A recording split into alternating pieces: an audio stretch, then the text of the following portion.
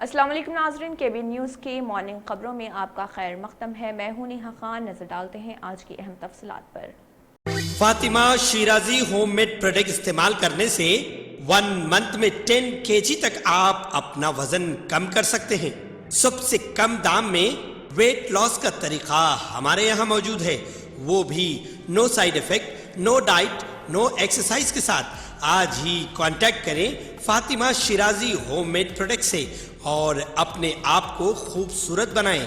Fatima Shirazi home made product, Golden Heights Colony, pillar number 213، Rajendra Nagar, Hyderabad, 8142877440۔ Corona virus کے دور تعلیم متاثر ہونے کے اثرات اب ظاہر ہونے لگے ہیں اور کہا جا رہا کہ آن لائن کلاسز کے کوئی خاطر خواہ نتائج برآمد نہیں ہوئے، اس لیے اب شہر کے سرکردہ اسکولوں کی جانب سے ٹیوشن اداروں سے معاہدہ کرتے ہوئے طلبہ پر خصوصی توجہ دینے کی حکمت عملی تیار کی جا رہی اور کہا جا رہا کہ جاریہ تعلیمی سال کے نتائج کو بہتر بنانے کے لیے جاری اقدامات میں تعلیمی اداروں، ٹیوشن کلاسز اور انسٹیٹیوٹ سے رابطہ کرتے ہوئے ان کے ساتھ معاہدہ کرنے کے اقدامات شروع کر دیے ہیں تاکہ طلبہ کی جو تعلیم متاثر ہوئی اس کے برج کورس یا مختصر مدتی کلاسز کے ذریعے ان کی پابجائی کو یقینی بنایا جا سکے۔ حیدرآباد کے ایک سرکردہ اسکول کے ذمہ دار نے بتایا کہ اسکولوں کی باضابطہ کشادگی کے بعد منعقد ہونے والے امتحانات کے نتائج میں طلبہ کے مظاہرے کے بعد سے ہی اساتذہ نے طلبہ کے لیے خصوصی کلاسز کی سفارش کرنی شروع کر دی تھی، لیکن انہیں ابتدائی طور پر نظر انداز کیا جاتا رہا۔ لیکن اب صورتحال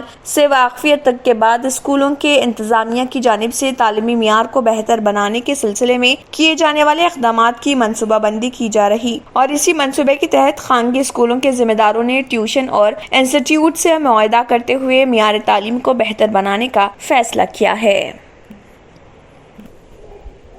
ریاستی وزیر صحت ہریش راؤ نے کہا ہے کہ عوام کو منکی پاکس کے متعلق خوفزدہ اور خدشات کا شکار ہونے کی ضرورت نہیں۔ محکمہ صحت کے ذمہ داروں اور اعلیٰ عہدیداروں کے ساتھ منکی پاکس کے متعلق جائزہ اجلاس منعقد ہوا۔ ہریش راؤ نے خطاب کرتے ہوئے کہا کہ اب تک ریاست میں منکی پاکس کا ایک بھی کیس رونما نہیں ہوا۔ اس بیماری کے متعلق کسی کو خوفزدہ ہونے کی ضرورت نہیں۔ حکومت کی جانب سے حالات پر نظر رکھتے ہوئے چوکسی اختیار کر لی گئی۔ انہوں نے کہا کہ فیور ہاسپٹل کو منکی پاکس کے علاج کے لیے نوڈل سینٹر بنا دیا گیا۔ دوسری طرف مرکزی حکومت کی جانب سے منکی پاکس پر نظر رکھنے کے لیے تمام ایئرپورٹس پر چوکسی اختیار کرنے کا فیصلہ کیا گیا۔ اطلاعات کے مطابق خلیجی ملک سے کیرالہ واپس آئے ایک شخص منکی پاکس سے متاثر پایا گیا تھا، جس کے بعد یہ فیصلہ لیا گیا۔ محمد خواجہ مجیب الدین chairman Telangana state Urdu academy 21 جولائی بروز جمعرات بوقت 10:30 بجے اپنے عہدے کا حلف لیں گے۔ حلف برداری کی تقریب تلنگانہ اسٹیٹ اردو اکیڈمی کی دفتر واقع 4تھی منزل حج ہاؤس نامپلی حیدرآباد پر منعقد ہوگی۔ اس موقع پر مہمان خصوصی کی حیثیت سے ریاستی وزیر اقلیتی بہبود کے ایشور، ریاستی وزیر داخلہ محمد محمود علی، ریاستی وزیر امارت و شورا و امکانہ و امور مقننہ ویملا پرشانت ریڈی، جبکہ مہمان اعزازی کی حیثیت سے چیئرمین تلنگانہ اسٹیٹ وقف بورڈ محمد مسیح اللہ خان، چیئرمین ریاستی اقلیتی مالیاتی کارپوریشن امتیاز اسحاق، چیئرمین تلنگانہ اسٹیٹ حج کمیٹی محمد سلیم اور متحدہ اضلاع نظام آباد کاماریڈی کے تمام اراکین اسمبلی شرکت کریں گے۔ واضح ہے کہ ریاستی حکومت نے 29 جون 2022 کو سرکاری احکامات جاری کرتے ہوئے انہیں 3 سال کی میعاد کے لیے chairman Telangana state Urdu academy نامزد کیا تھا۔ محمد خواجہ مجیب الدین صدر ضلع TRS پارٹی کاماریڈی بھی ہیں۔ وہ سابقہ میں چیئرمین DCCB کی حیثیت سے بھی خدمات انجام دے چکے ہیں۔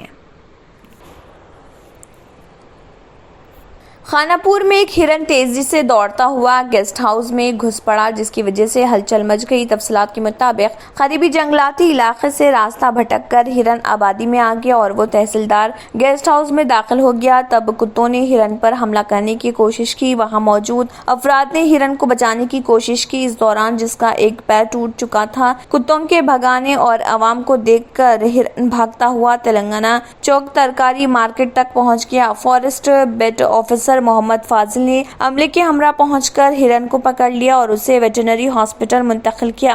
دوران علاج ہرن زخموں سے جان بر نہ ہو سکا۔ بعد پوسٹ مارٹم کے بعد عہدیداروں نے ہرن کو نذر آتش کر دیا۔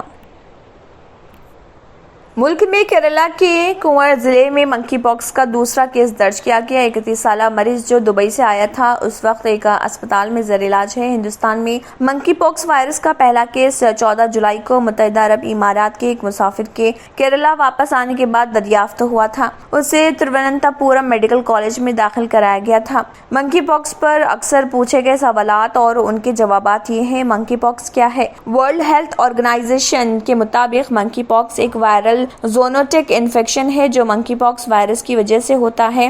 یہ زیادہ تر انسانی رابطے سے پھیلتا ہے۔ منکی پاکس کی علامات کیا ہیں؟ منکی پاکس کی کچھ علامات میں پٹھوں میں درد، سر درد، بخار، کم توانائی اور لمف نوڈز پر سوجن شامل ہے۔ منکی پاکس کے علامات چیچک اور کنکر پتھر کی طرح ہوتی ہیں۔ شروع ہونے پر مریضوں کو بخار اور لمف نوڈز میں سوجن آ جاتی ہے۔ 1 تا 5 دن کے بعد مریض چہرے، ہتھیلیوں یا تلووں پر خارش کی اطلاع دے سکتا ہے۔ آنکھ کا پردہ بھی متاثر ہو سکتا ہے جس سے اندھے پن کا خطرہ لاحق ہوگا۔ زخموں کا باعث بننے والے دانوں کی تعداد 1 سے لے کر کئی ہزار تک ہو سکتی ہے۔ منکی پاکس کا خطرہ کس کو ہے؟ وہ لوگ جو منکی پاکس میں مبتلا مریض کے ساتھ قریبی رابطے میں ہیں۔ متاثرہ شخص سے جنسی رابطے سب سے زیادہ خطرناک ہیں۔ بیماری سے متاثرہ جانوروں کے رابطے میں آنے سے بھی انفیکشن ہو سکتا ہے۔ کیا بچوں کو منکی پاکس ہونے کا خطرہ ہے؟ ڈاکٹرز نے انکشاف کیا ہے کہ منکی پاکس کا انفیکشن ہلکا ہو سکتا ہے لیکن یہ بچوں میں مہلک ہونے کے امکانات بہت زیادہ ہیں۔ کووڈ انفیکشن تیزی سے منتقل ہوتا ہے لیکن منکی پاکس کا انفیکشن کسی متاثرہ شخص کے ساتھ طویل عرصے تک رہنے کے بعد سامنے آتا ہے۔ منکی پاکس کیسے پھیلتا ہے؟ منکی پاکس ایک شخص سے دوسرے شخص کے رابطے میں اور جانوروں سے انسان کے رابطے میں آنے سے پھیلتا ہے۔ انسانوں کے معاملے میں متاثرہ شخص کے ساتھ آمنے سامنے، جلد سے جلد، منہ سے منہ یا منہ سے جلد کے رابطے کے ذریعے ربط منکی پاکس کا باعث بن سکتا ہے۔ جانوروں کے میزبانوں میں چوہا اور بندر شامل ہیں۔ اس کے علاوہ ڈاکٹرز کا کہنا ہے کہ یہ وائرس کسی متاثرہ مردہ جانور کے رابطے میں آنے سے بھی انسانوں میں منتقل ہوتا ہے۔ بہتر تعلیم سے ہی ممکن ہو سکتا ہے آنے والا کل۔ Iqra junior college for girls recognized by the Government of Telangana. Courses offered: MPC, BPC, CEC and MEC. Corporate quality of education. Remarkable results in every group. Highly qualified faculty. Well-furnished classrooms. Fully equipped science lab. Secure CCTV surveillance. Hurry up, admissions are in progress. Iqra Junior College for Girls, Mehboob Colony Road, Asif Nagar, Hyderabad.